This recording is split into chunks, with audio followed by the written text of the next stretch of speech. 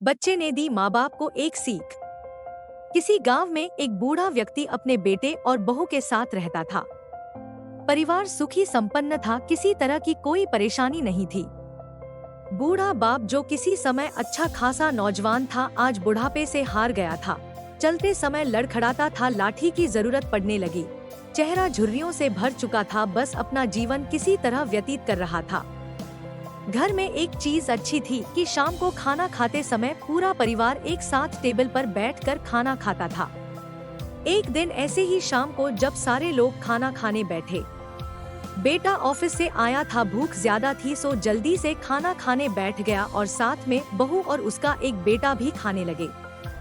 बूढ़े हाथ जैसे ही थाली उठाने को हुए, थाली हाथ से छिटक गई, थोड़ी दाल टेबल पे गिर गई। बहू बेटे ने घृणा दृष्टि से पिता की ओर देखा और फिर से अपना खाने में लग गए।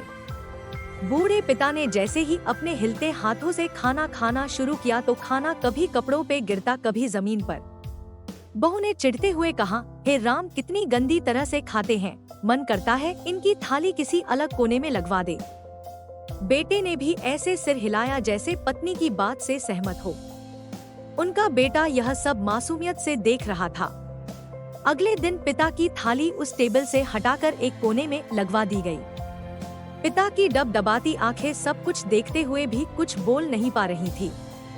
बूढ़ा पिता रोज की तरह खाना खाने लगा। खाना कभी इधर गिरता, कभी उधर। छोटा बच्चा अपना खाना छोड़कर लगातार अपने दादा की तरफ देख रहा था।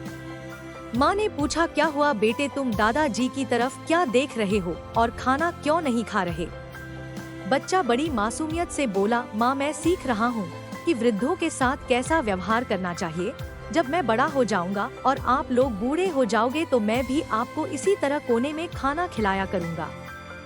बच्चे के मुंह से ऐसा सुनते ही बेटे और बहू दोनों कांप उठे। शायद बच्चे की बात उनके मन में बैठ गई थी, क्योंकि बच्चा ने मासूमियत के साथ एक बहुत बड़ा सबक दोनों लोगों को दिया था। बेटे ने जल्दी से आगे बढ़कर पिता को उठाया और वापस टेबल पे खाने के लिए बिठाया और बहू भी भागकर पानी का गिलास लेकर आई कि पिताजी को कोई तकलीफ ना हो।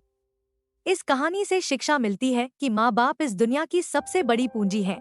आप समाज में कितनी भी इज्जत कमा लें या कितना भी धन इकट्ठा कर लें, लेकिन माँ बाप से बड़ा धन इस दुनिया में कोई नहीं है।